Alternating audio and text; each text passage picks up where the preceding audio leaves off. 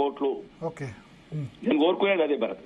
శ్రీనివాస్ గౌడ్ గారు చెప్పండి సార్.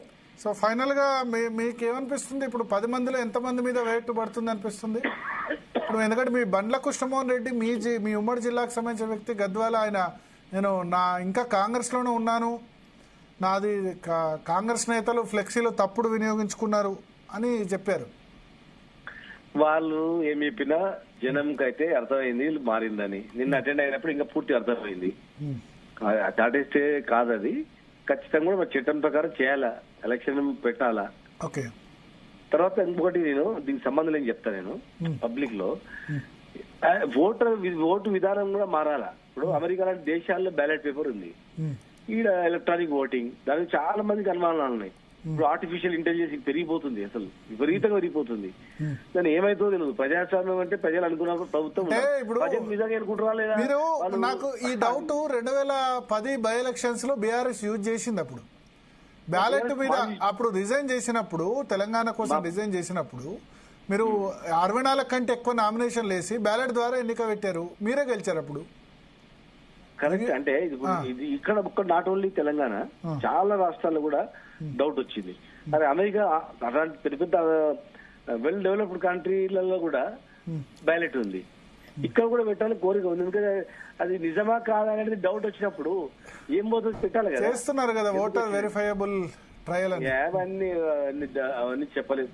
ఎందుకంటే ఈ కంప్యూటర్ అనేది ఎలక్ట్రానిక్ అనేది రోజుకి అడ్వాన్స్ అయిపోతుంది. సరే, ఇక అది వేరే టాపిక్, దాని మీద చర్చిద్దాం. చెప్తున్నా ఇప్పుడు ఇది ఖచ్చితంగా ఇంకో చట్టం తేవాలండి.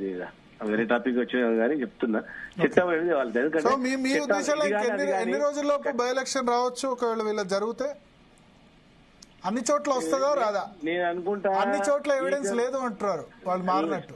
వాళ్ళు కంపల్సరీ కోర్టు తప్పు పడుతుంది ఇట్లా అని చెప్పి అనుకునే మాత్రం ముందు పెడతారు. ఇంకా ఇట్లా ఎస్కేప్ అయ్యేటివన్నీ, ఆధారాలు లేనటువంటివి ఎస్కేప్ అయ్యేటివన్నీ కూడా పక్క పెడతారు. దీన్ని చూసిన తర్వాత, దీని రిజల్ట్ చూసిన తర్వాత దానికి వాళ్ళ నిజంగా మళ్ళీ కోర్టు ముందుకు వచ్చి పెట్టాలంటే తప్ప పెట్టరు. స్పీకర్ కు ఉన్నటువంటి అధికారాలు చివరి శ్వాస ఉన్నంత వరకు ఇట్లా 1% 0.1% ఉన్నంత వరకు వీళ్ళ ప్రయోగాలన్నీ చేస్తారు. ఇక తప్పని పరిస్థితుల్లో స్పీకర్ మెడకే వస్తుంది రాబోయే అన్నప్పుడు అప్పుడు తప్ప ఇవన్నీ ఏదో భయపడి ఓన్లీ చట్టానికి భయపడి చేసేయాలి తప్ప ఉంటే ప్రజలకు భయపడు, ఈ మాటలకు భయపడు, ఏమనుకుంటారు ఏమో ఇద్దరిని తీసేద్దాం అనేటట్టు రాదు. ఓన్లీ కోర్టు ద్వారా మాకు ముట్టికాయ పెడతారు, తప్పదు అని స్పీకరే పోయి ఇది అడ్వకేట్లు, మీ సీనియర్ నాయకులు కూర్చున్నటువంటి పెద్దలు వాళ్ళందరూ చెప్తే తప్ప 2, 3, 4 పెడతారు అంతే.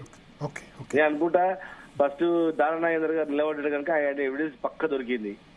పెడితే అట్లా దాననాగేందర్ గారిది ఇంకా 1-2 పెట్టొచ్చు. తర్వాత మిగతా కోర్టులకు పోవాల్సింది, హైకోర్టు, కోర్టులకు పోవాలి. ఏం ఆధారం లేదంటే వాళ్ళు సమాధానం తీసుకుంటారు. నిన్న చెప్పింటారు సమాధానం కూడా, అడ్వకేట్ ఇట్లా చెప్పి రాసి చేయండి, పిచ్చి రాసి ఇచ్చారు, మార్చడం లేకపోతే అది మార్చి తీసుకొని పెట్టుకోండి అని చెప్పి చెప్పిండొచ్చు. అంతే, అది తప్పేం లేదు. సో మొత్తానికి